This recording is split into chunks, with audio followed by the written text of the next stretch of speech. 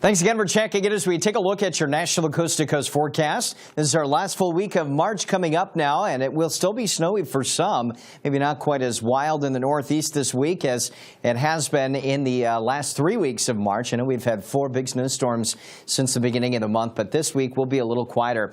We will be transitioning, though, into some severe weather and flooding across the deep south and the central U.S., and it looks chilly into April across a big chunk of the northern tier of the nation. Well, here is some of the wintry weather falling in Minneapolis, Minnesota this morning prior to sunrise. This area of snow is going to be drifting up to the north, and we do have some advisories in that wintry precipitation category for parts of North, South Dakota, Minnesota, even into Iowa, and then a winter storm warning still in place over parts of Wyoming, winter storm watch down into Colorado, where some heavier snowfall tallies could be found. Now, we're not talking a terrible amount of snow, but slushy coatings of maybe 1 to 2, I said 3-inch amounts there. Some of your heaviest tallies will be found in the mountains of Wyoming, also in the northern Cascades, and we're also looking at some snowfall for Denver and Colorado Springs. But again, the Rockies there, the Colorado Rockies will have some of the heaviest precipitation. So that's in that colder air mass. Once you head east, we are looking at rain, and this widespread shower and thunderstorm activity is going to be ongoing now over the next several days. We do have